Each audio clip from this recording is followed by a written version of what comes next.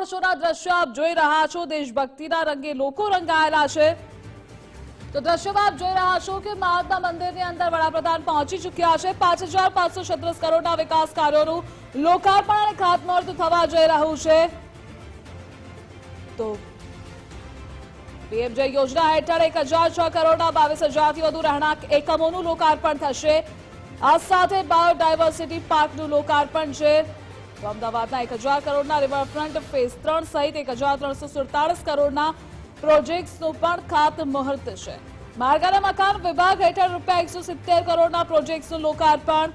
જળ સંસાધન વિભાગ અંતર્ગત 1860 કરોડના કામો શરૂ થશે। બનાસકાંઠામાં 888 કરોડની થરાદ ધાનેરા પાઇપલાઇનનું ખાતમુહૂર્ત, જ્યારે ગાંધીનગરમાં 84 કરોડના યુએન મહેતા કાર્ડિયોલોજી સેન્ટરનું પણ લોકાર્પણ થશે। અમદાવાદમાં 588 કરોડના 1800 બેડની હોસ્પિટલનું પણ ખાતમુહૂર્ત થવા જઈ રહ્યું છે। તો વડાપ્રધાને મહાત્મા મંદિર ખાતે પહોંચી ચૂક્યા છે અને દ્રશ્યો આપ જોઈ રહ્યા છો। દારૂ બાબરિયા, જગદીશ પંચાલ સાથે બળવંતસિંહજી, સીઆર પાટીલ, સીએમ ભૂપેન્દ્રભાઈ પટેલ, રાજ્યપાલ કરુભાઈ દેસાઈ, કુંવરજી બાવળિયા, તો શિક્ષણ મંત્રી કુબેર ડિંડોર પણ છે। રાજ્યમંત્રી હર્ષ સંઘવી પણ સ્ટેજ પર છે। આ સાથે મોટા પ્રમાણમાં જનમેદની અહીંયા પણ ઉમટી છે। ગુજરાત અર્બન ડેવલપમેન્ટ યર 2025 અંતર્ગત 20 વર્ષ શહેરી વિકાસના તે અંતર્ગત આયોજન કરવામાં આવ્યું છે। તો હવે ગુજરાતની જનતાને વિવિધ વિકાસ કાર્યોની ભેટ પણ મળવા જઈ રહી છે। તો આપ જોઈ રહ્યા છો તિરંગામય માહોલ અહીંયા પણ જોવા મળી રહ્યો છે। લોકો સવારથી અહીંયા આવી પહોંચ્યા હતા અને થોડી જ વારમાં આ કાર્યક્રમની શરૂઆત પણ થવા જઈ રહી છે। તો 17 મનપાને 2731 કરોડ અને 149 નગરપાલિકાને 569 કરોડના ચેક અર્પણ કરાશે। 1800 બેડની હોસ્પિટલનું ખાતમુહૂર્ત થશે। યુએન મહેતા કાર્ડિયોલોજી સેન્ટરનું લોકાર્પણ। આ સાથે બનાસકાંઠામાં 888 કરોડની થરાદ ધાનેરા પાઇપલાઇનનું ખાતમુહૂર્ત પણ થવાનું છે। તો વડાપ્રધાનના હસ્તે ગુજરાતને 5536 કરોડના વિકાસની ભેટ મળવા જઈ રહી છે। થોડી જ વારમાં તેઓ લોકાર્પણ ખાતમુહૂર્ત કરશે। 1006 કરોડના 22,000થી વધુ રહેણાંક એકમોનું પણ લોકાર્પણ થશે। સુરતમાં 145 કરોડના બાયોડાયવર્સિટી પાર્કનું લોકાર્પણ। જામનગર, સુરત, અમદાવાદ, ગાંધીનગર અને જૂનાગઢમાં 1447 કરોડના વિકાસ કાર્યોનું લોકાર્પણ થશે। તો વડાપ્રધાનને स्वागत करेंगे।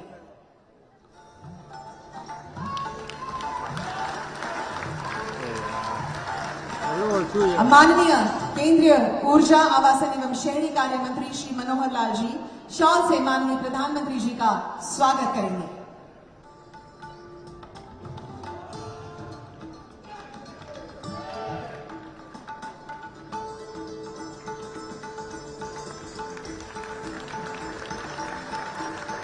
माननीय केंद्रीय जल शक्ति मंत्री श्री सीआर पाटिल जी से नम्र निवेदन है कि वे माननीय प्रधानमंत्री जी का शॉल से स्वागत करें।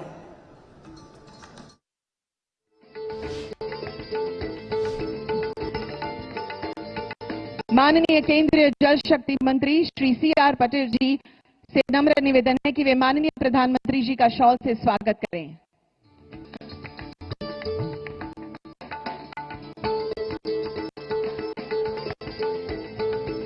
माननीय प्रधानमंत्री जी का स्वागत करेंगे राज्य के माननीय कैबिनेट मंत्रीगण, माननीय मंत्रीगण और माननीय मेयर गांधीनगर।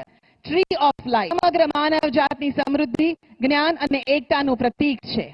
श्री कनुभाई देसाई, श्री ऋषिकेशभाई पटेल, श्री राघवजीभाई पटेल, श्री बलवंतसिंहजी राजपूत, श्री कुंवरभाई बावळिया, श्री मुळुभाई बेरा, डॉक्टर कुबेरभाई डिंडोर, श्रीमती भानुबेन बाबरिया, श्री हर्षभाई संघवी, श्री जगदीशभाई पंचाल, श्रीमती मीराबेन पटेल તેઓનું સ્વાગત કરી રહ્યા છે।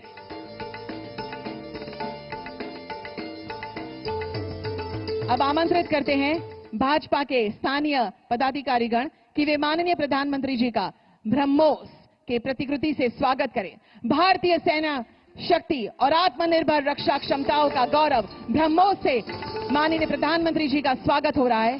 श्री आशीष कुमार दवे, प्रमुख श्री भाजपा गांधीनगर महानगर, श्री अनिल भाई पटेल, प्रमुख श्री भाजपा गांधीनगर जिल्लो, श्री कनुभाई देसाई, महामंत्री गांधीनगर महानगर, श्री गौरांग भाई पटेल, महामंत्री गांधीनगर महानगर, श्री धर्मेंद्र सिंह वाघेला, महामंत्री गांधीनगर महानगर। चतुर्थ अभिनंदन चरण माननीय प्रधानमंत्री जी का समाज सेवा में विशेष योगदान देने वाले प्रतिनिधियों द्वारा अभिनंदन किया जा रहा है। Shri N P. Patel, Nature First. Shri Shanku bhai Patel, environment care and development charitable trust. Shri Mahendra bhai Patel, We Care Foundation. Shrimati Pragnaben Patel, Atman Foundation. Shri Milind Gupte, Gajanan Seva Samiti और doctor Anil Patel, Nisarg science centre. Kirti Toran से स्वागत किया जा रहा है। प्रधानमंत्री श्री नरेंद्र मोदी जी गुजरात की विकास यात्रा में उनके निरंतर मार्गदर्शन, उनकी प्रतिबद्धता और सर्वजन हिताय की भावना ने हमेशा हमें दिशा दिखाई है। आइए तालियों की गूंज के साथ स्वागत करें भारत के यशस्वी प्रधानमंत्री माननीय श्री नरेंद्र मोदी जी का और सादर अनुरोध करें कि कृपया अपने प्रेरणादायक उद्बोधन द्वारा हम सभी को मार्गदर्शन दें।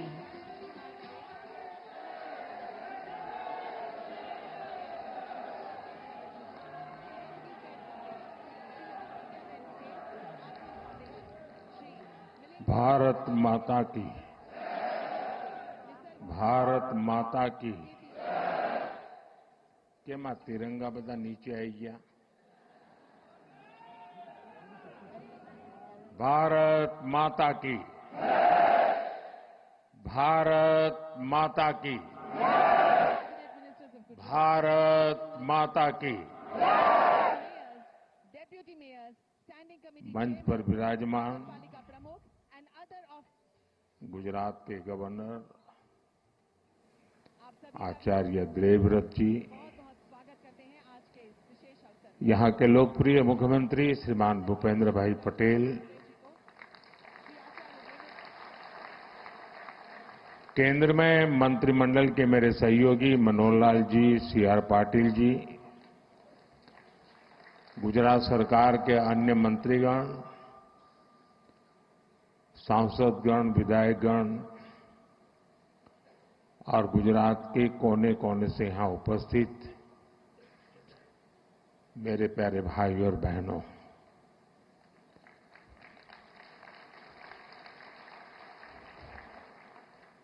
मैं 2 दिन से गुजरात में हूं।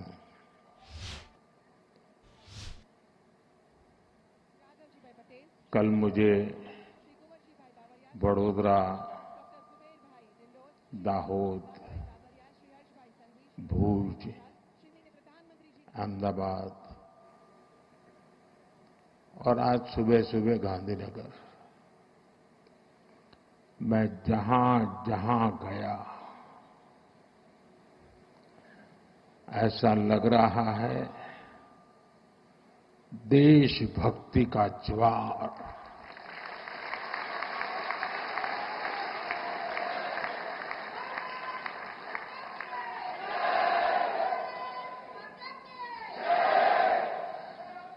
गर्जना करता सिंदूरिया सागर,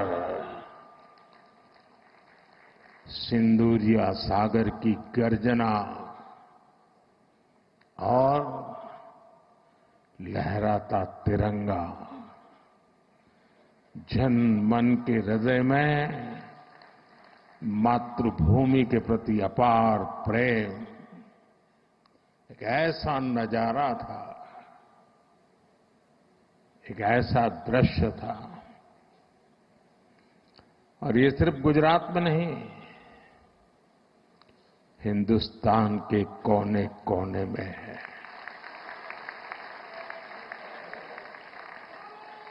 हर हिंदुस्तानी के दिल में है।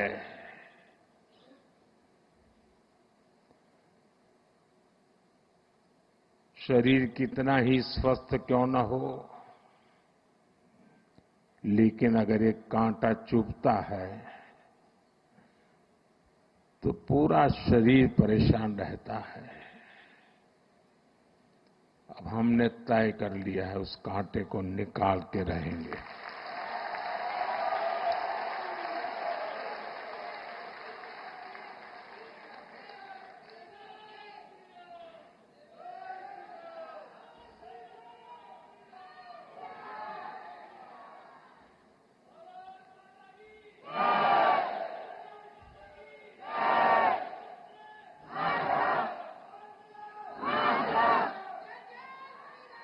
साथियों,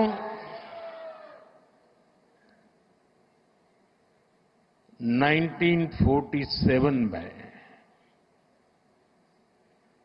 जब मां भारती के टुकड़े हुए,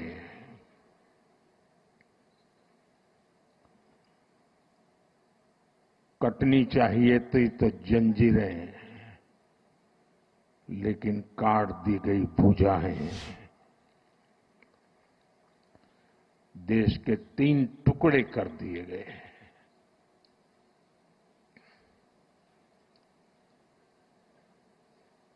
और उसी रात पहला आतंकवादी हमला कश्मीर की धरती पर हुआ।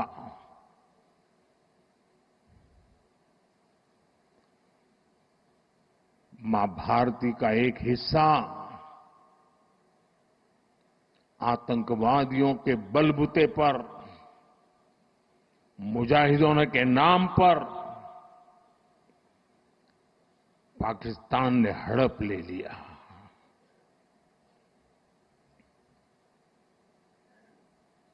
अगर उसी दिन इन मुजाहिदों को मौत के घाट उतार दिया गया होता,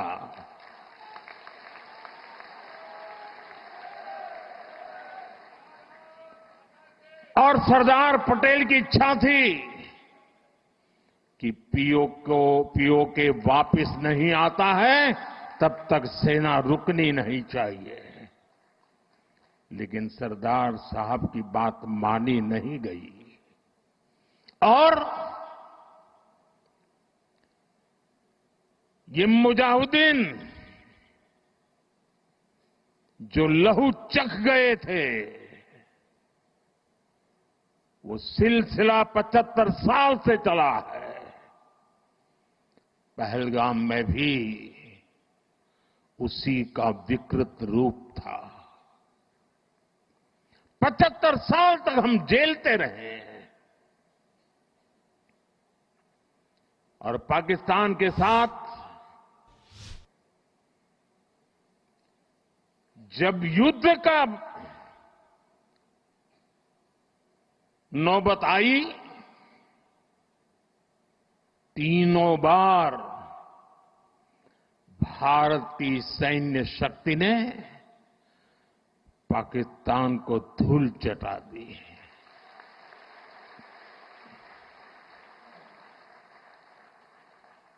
और पाकिस्तान समझ गया कि लड़ाई में वो भारत से जीत नहीं सकते हैं, और इसलिए उसने प्रॉक्सी वॉर चालू किया। सैन्य प्रशिक्षण होता है, सैन्य प्रशिक्षित आतंकवादी भारत भेजे जाते हैं और निर्दोष निहत्थे लोग, कोई यात्रा करने गया है, कोई बस में जा रहा है, कोई होटल में बैठा है, कोई टूरिस्ट बन के जा रहा है, जहां मौका मिला वे मारते रहे, मारते रहे, मारते रहे, और हम सहते रहे। आप मुझे बताइए, क्या ये अब सहना चाहिए? क्या गोली का जवाब गोले से देना चाहिए? ईंट का जवाब पत्थर से देना चाहिए? ये कांटे को जल मुर्द से उखाड़ देना चाहिए?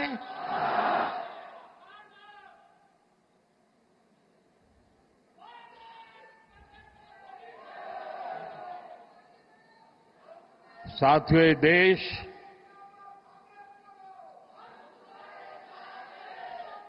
उस महान सांस्कृतिक परंपरा को लेकर के चला है,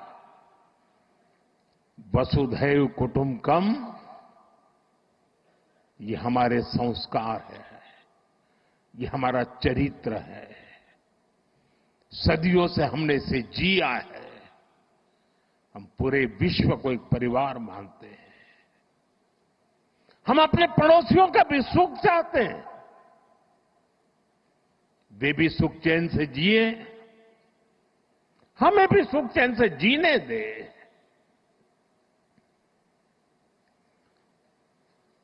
ये हमारा हजारों साल से चिंतन रहा है।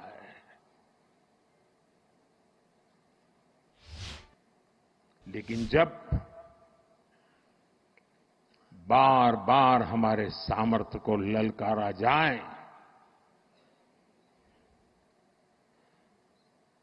तो ये देश वीरों की भी भूमि है।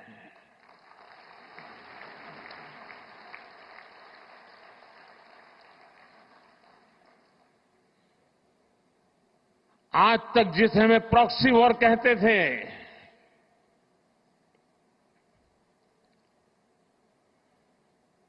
6 मई के बाद जो दृश्य देखे गए,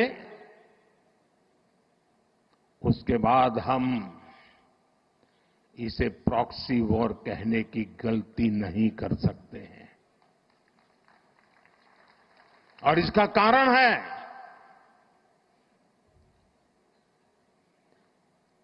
जब आतंकवाद के 9 ठिकाने तय करके 22 मिनट में, साथियों 22 मिनट में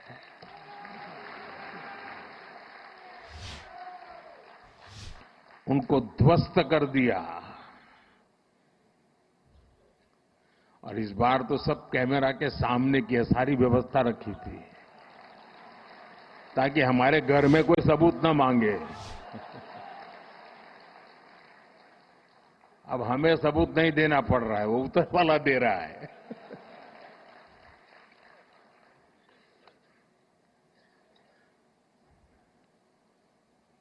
और मैं इसलिए कहता हूं अब ये प्रॉक्सी वॉर नहीं कह सकते इसको, क्योंकि जो आतंकवादियों के जनाजे निकले 6 मई के बाद, जिनका कत्ल हुआ, उस जनाजे को स्टेट ऑनर दिया गया पाकिस्तान में। उनके कॉफिन पे पाकिस्तान के झंडे लगाए गए, उनकी सेना ने उनको सैल्यूट दी। ये सिद्ध करता है कि आतंकवादी गतिविधि प्रॉक्सी वॉर नहीं है, ये आपकी सोची समझी युद्ध की रणनीति है। आप वॉर ही कर रहे हैं तो उसका जवाब भी वैसे ही मिलेगा।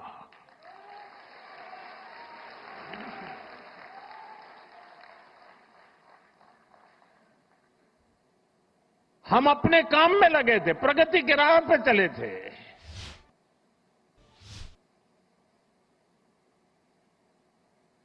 हम सबका भला चाहते हैं और मुसीबत में मदद भी करते हैं।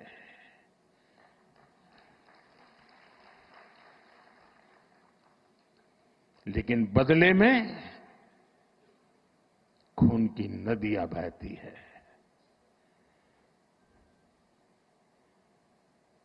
मैं नई पीढ़ी को कहना चाहता हूं,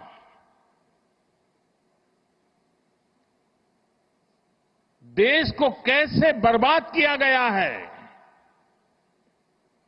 1960 में जो इंडस वाटर ट्रीटी हुई है, अगर उसकी बारीकी में जाएंगे तो आप चौंक जाएंगे। यहां तक तय हुआ है उसमें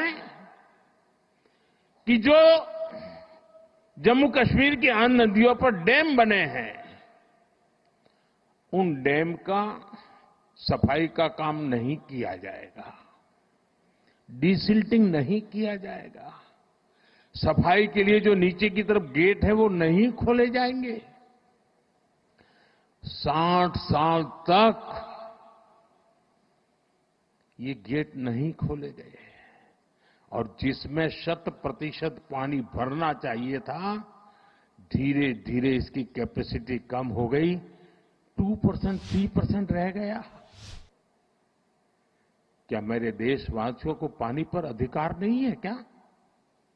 उनको उनके हक का पानी मिलना चाहिए, नहीं मिलना चाहिए क्या? और अभी तो मैंने कुछ ज्यादा किया नहीं है।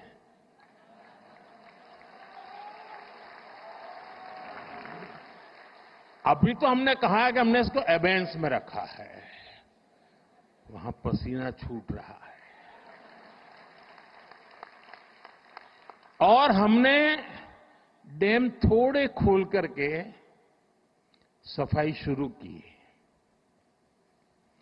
जो कूड़ा कचरा था वो निकाल रहे हैं। इतने से वहां फ्लड आ जाता है। साथियों, हम किसी से दुश्मनी नहीं चाहते हैं। हम सुख चैन की जिंदगी जीना चाहते हैं। हम प्रगति भी इसलिए करना चाहते हैं कि विश्व की भलाई में हम भी कुछ योगदान कर सके।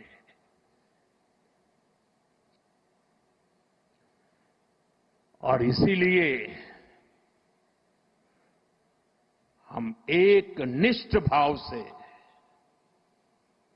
कोटि कोटि भारतीयों के कल्याण के लिए प्रतिबद्धता के साथ काम कर रहे हैं। कल 26 मई था। 2014 में 26 मई मुझे पहली बार देश के प्रधानमंत्री के रूप में शपथ लेने का अवसर मिला। और तब भारत की इकोनॉमी दुनिया में 11 नंबर पर थे। हमने कोरोना से लड़ाई लड़ी, हमने पड़ोसियों से भी मुसीबतें झेली, हमने प्राकृतिक आपदा भी झेली।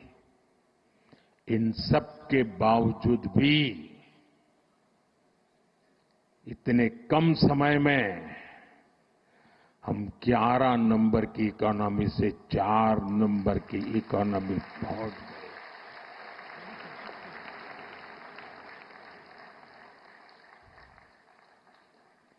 क्योंकि हमारा ये लक्ष्य है, हम विकास चाहते हैं, हम प्रगति चाहते हैं। और एक के बाद योजनाएं। और साथियों, मैं गुजरात का ऋणी हूं। इस मिट्टी ने मुझे बड़ा किया है।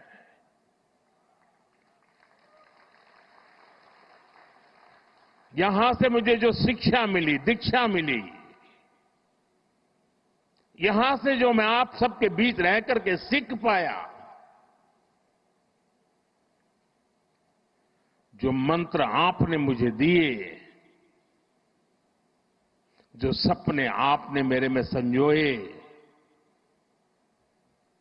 मैं उसे देशवासियों के काम आए इसके लिए कोशिश कर रहा हूं।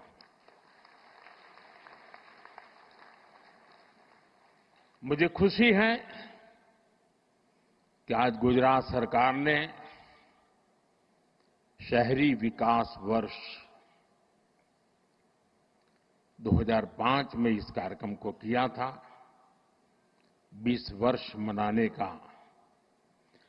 और मुझे खुशी इस बात की हुई कि 20 साल के शहरी विकास की यात्रा का जयगान करने का कार्यक्रम नहीं बनाया। गुजरात सरकार ने उन 20 वर्ष में से जो हमने पाया है, जो सीखा है, उसके आधार पर आने वाले शहरी विकास को नेक्स्ट जनरेशन के लिए उन्होंने उसका रोड मैप बनाया। और आज वो रोड मैप गुजरात के लोगों के सामने रखा है। मैं इसके लिए गुजरात सरकार को, मुख्यमंत्री जी को, उनकी टीम को, हृदय से बहुत बहुत बधाई देता हूं। साथियों, हम आज दुनिया की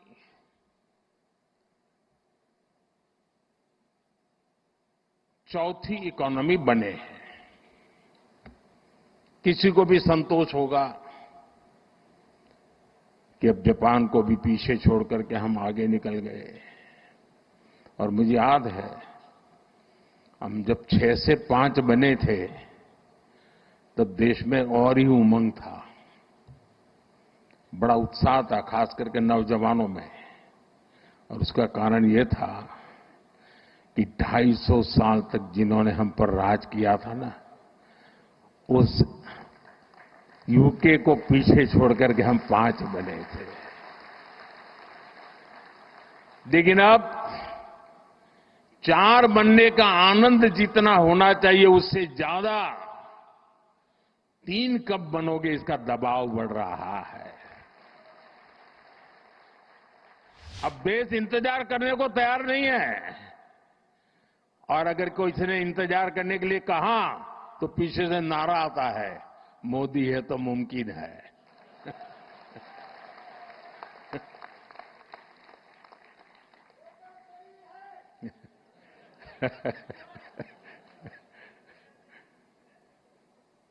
और इसलिए साथियों, एक तो हमारा लक्ष्य है 2047 हिंदुस्तान विकसित होना ही चाहिए, नो कॉम्प्रोमाइज।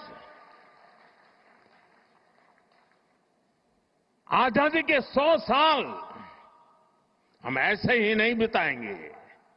आजादी के 100 साल ऐसे मनाएंगे कि दुनिया में विकसित भारत का झंडा फहरता होगा।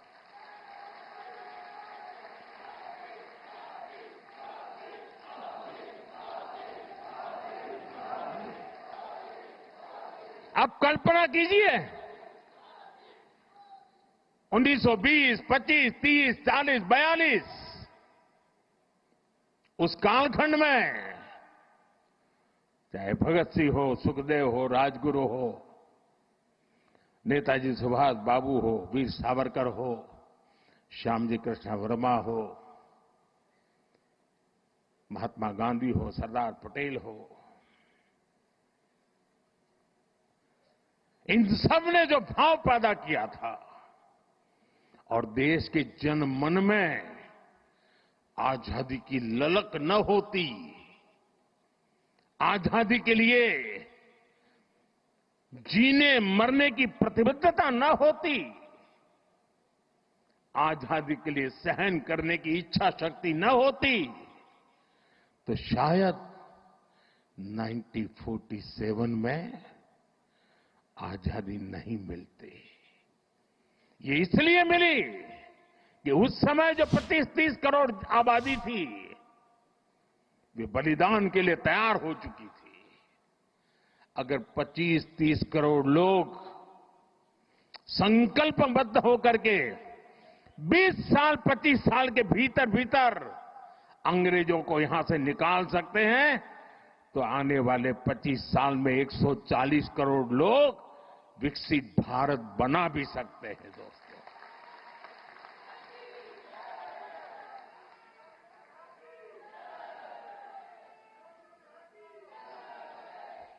और इसलिए 2030 में जब गुजरात के 75 वर्ष होंगे, मैं समझता हूं कि हमने अभी से 30 में होंगे ना, 35 में जब गुजरात के 75 वर्ष होंगे, हमने अभी से नेक्स्ट 10 ईयर का पहले एक प्लान बनाना चाहिए कि जब गुजरात के 75 होंगे तब गुजरात यहां पहुंचेगा, उद्योग में यहां होगा, खेती में यहां होगा, शिक्षा में यहां होगा, खेलकूद में यहां होगा। हमें एक संकल्प ले लेना चाहिए और जब गुजरात 75 का हो, उसके 1 साल के बाद जो ओलंपिक होने वाला है, देश चाहता है कि वो ओलंपिक हिंदुस्तान में हो।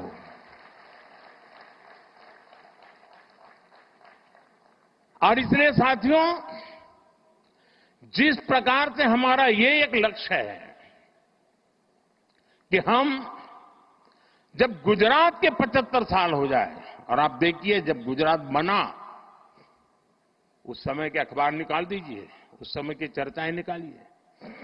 क्या चर्चा होती थी कि गुजरात महाराष्ट्र से अलग होकर क्या करेगा, गुजरात के पास क्या है, समंदर है, खारा पाट है, इधर रेगिस्तान है, उधर पाकिस्तान है, क्या करेगा, गुजरात के पास कोई मिनरल्स नहीं, गुजरात कैसे प्रगति करेगा। ये ट्रेडर हैं सारे, इधर से माल लेते हैं, उधर बेचते हैं, बीच में दलाली से रोजी रोटी कमा करके गुजारा करते, क्या करेंगे, ऐसी चर्चा थी। वही गुजरात जिसके पास एक जमाने में नमक से ऊपर कुछ नहीं था, आज दुनिया को हीरे के लिए गुजरात जाना जाता है।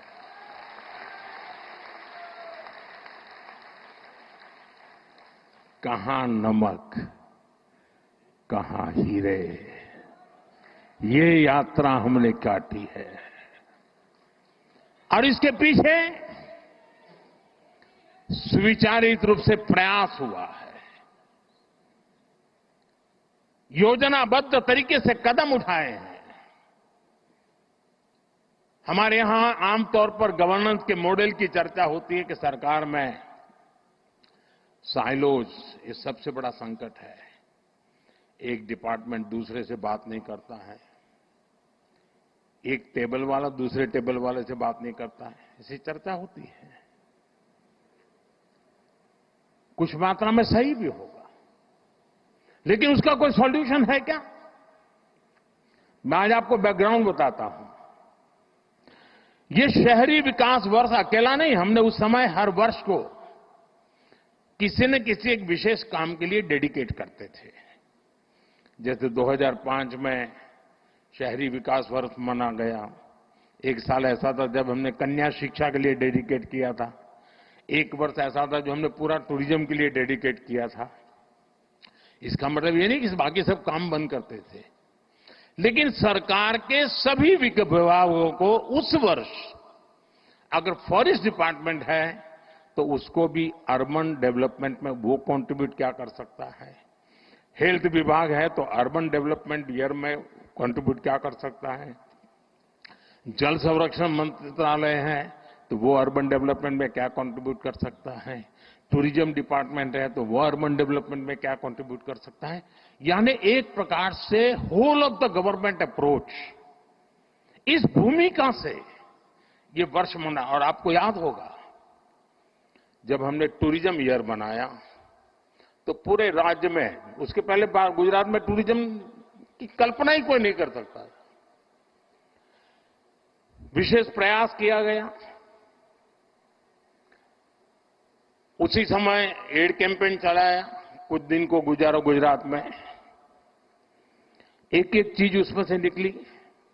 उसी में से रणोत्सव निकला, उसी में से स्टैच्यू ऑफ यूनिटी बना, उसी में से आज सोमनाथ का विकास हो रहा है, गिर का विकास हो रहा है, अंबाजी का विकास हो रहा है, एडवेंचर स्पोर्ट्स आ रही हैं, यानी एक के बाद एक चीजें डेवलप होने लगी। वैसे ही जब अर्बन डेवलपमेंट ईयर बनाया, और मुझे याद है मैं राजनीति में नया नया आया था,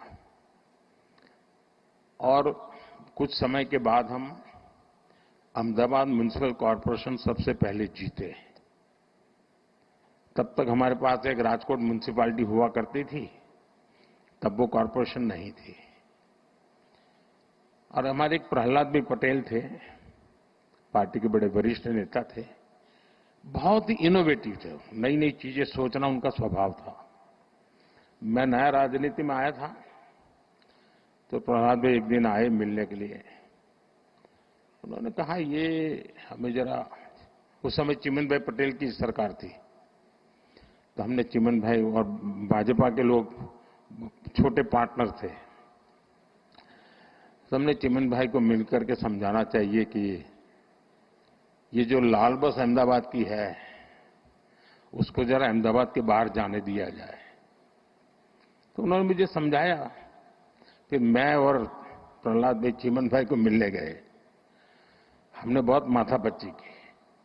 हमने कहा ये सोचने जैसा है कि ये लाल बस अहमदाबाद के बाहर गोरा, गुमा, लांभा, उधर नरोड़ा की तरफ आगे, दहगाम की तरफ, इधर कलोल की तरफ आगे, उधर साणंद की तरफ आगे, उसको जाने देना चाहिए, ट्रांसपोर्टेशन का विस्तार करना चाहिए।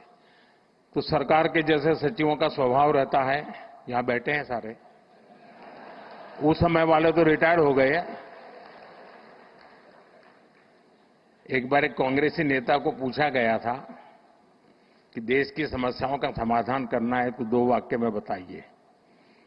कांग्रेस के एक नेता ने जवाब दिया था, वो मुझे आज भी अच्छा लगता है। ये कोई 40 साल पहले की बात है।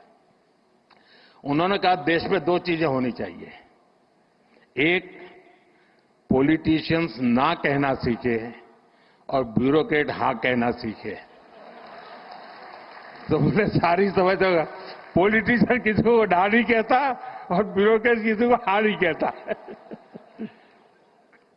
तो उस समय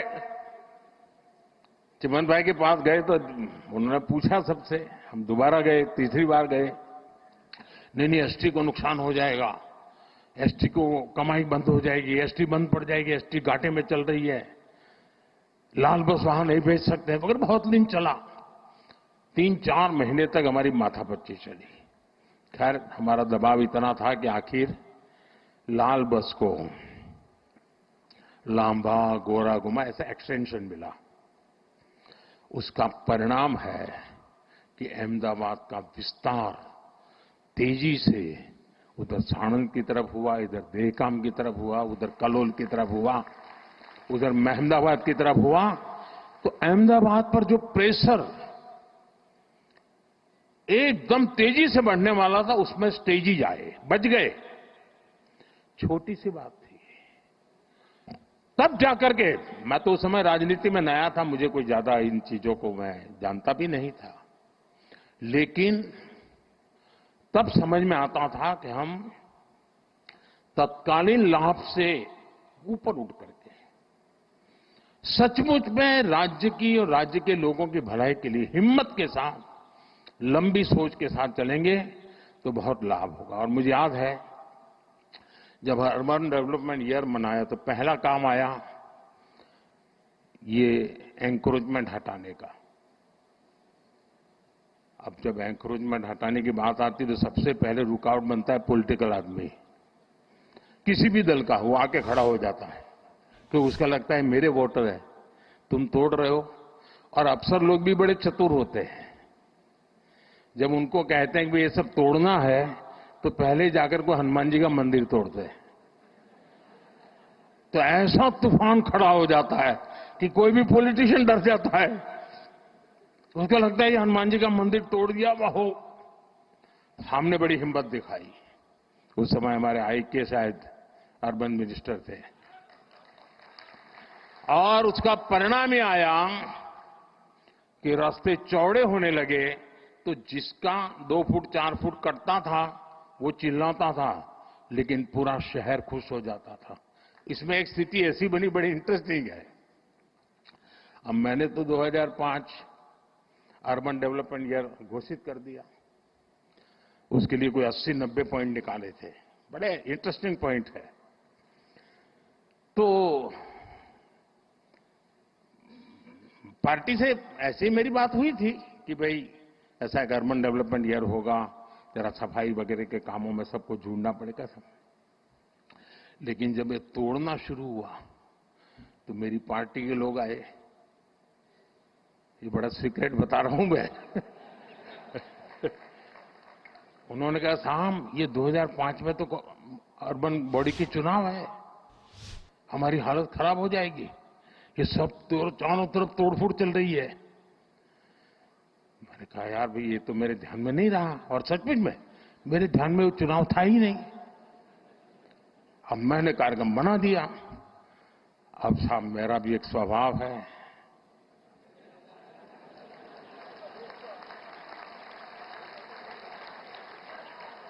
हम तो बचपन से पढ़ते आए हैं डगलू भरू के ना हटबू। तो मैंने कहा देखिए भाई आपकी चिंता सही है, लेकिन अब पीछे नहीं हट सकते। अब तो ये अर्बन डेवलपमेंट एरिया होगा, हार जाएंगे चुनाव क्या है, जो भी होगा। हम किसी का बुरा करना नहीं चाहते, लेकिन गुजरात में शहरों का रूप रंग बदलना बहुत जरूरी है।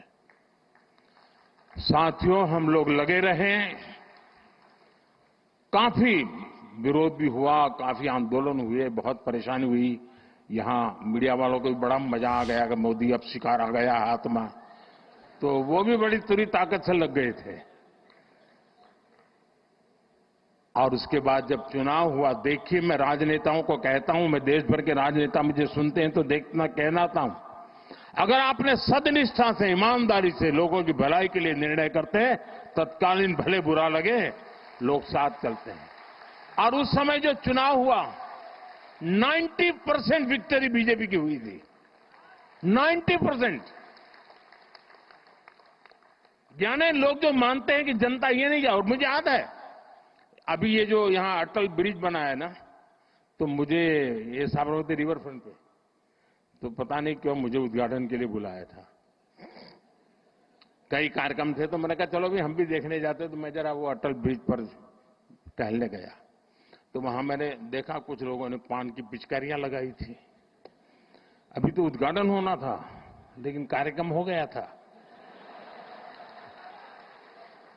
तो मेरा दिमाग, मैंने कहा इस पर टिकट लगाओ। तो ये सारे लोग आ गए, साहब चुनाव है, उसके बाद चुनाव था, मुझे टिकट नहीं लगा सकते। मैंने कहा टिकट लगाओ वरना ये तुम्हारा अटल ब्रिज बेकार हो जाएगा। फिर मैं दिल्ली गया, मैंने दूसरे दिन फोन करके पूछा, मैंने कहा क्या हुआ टिकट लगाने का? एक दिन भी बिना टिकट नहीं चलना चाहिए। साथियों, खैर मेरा मान सम्मान रखते हैं सब लोग, आखिरकार हमारे लोगों ने ब्रिज पर टिकट लगा दिया।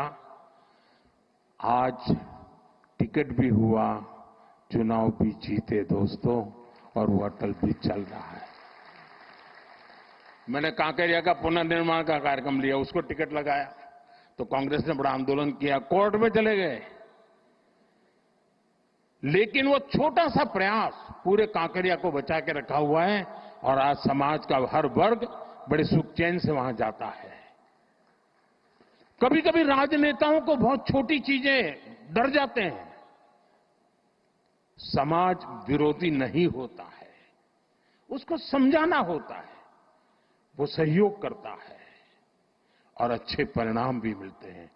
देखिए शहरी विकास की एक एक चीज इतनी बारीकी से बनाई गई, और उसी का परिणाम था। और मैं आपको बताता हूं, ये जो अब मुझ पर दबाव बढ़ने वाला है, और ऑलरेडी शुरू हो गया कि मोदी ठीक है 4 नंबर तो पहुंच गए, बताओ 3 कब पहुंचोगे? इसकी एक जड़ी बूटी आपके पास है। अब जो हमारे ग्रोथ सेंटर हैं वो अर्बन एरियाज हैं। हमें अर्बन बॉडीज को इकोनॉमी के ग्रोथ सेंटर बनाने का प्लान करना होगा। अपने आप जनसंख्या के कारण वृद्धि होती चले, ऐसे शहर नहीं हो सकते हैं। शहर आर्थिक गतिविधि के तेज तर्रार केंद्र होने चाहिए। और अब तो हमने टियर 2, टियर 3 सिटी पे भी बल देना चाहिए, और वो इकोनॉमी एक्टिविटी के सेंटर बनने चाहिए। और मैं तो पूरे देश की नगरपालिका, महानगरपालिका के लोगों को कहना चाहूंगा, अर्बन बॉडी से जुड़े हुए सब लोगों से कहना चाहूंगा कि वे टारगेट करें कि 1 साल में उस नगर की इकोनॉमी कहां से कहां पहुंचाएंगे। वहां की अर्थव्यवस्था का कद कैसे बढ़ाएंगे, वहां जो चीजें मैन्युफैक्चर हो रही हैं उसमें क्वालिटी इंप्रूव कैसे करेंगे, वहां नए नए इकोनॉमिक एक्टिविटी के रास्ते कौन से खोलेंगे। ज्यादातर मैंने देखा नगर पालिकाएं जो नई नई बनती है तो क्या करते हैं, एक बड़ा शॉपिंग सेंटर बना देते हैं।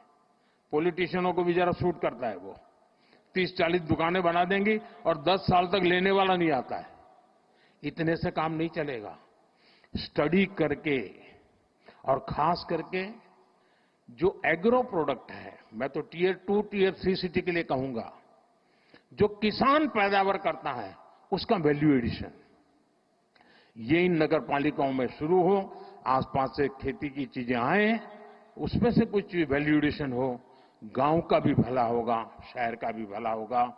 उसी प्रकार से आपने देखा होगा इन दिनों स्टार्टअप में भी आपको ध्यान में आया होगा कि पहले स्टार्टअप बड़े शहर के बड़े उद्योग घरानों के आसपास चलते थे।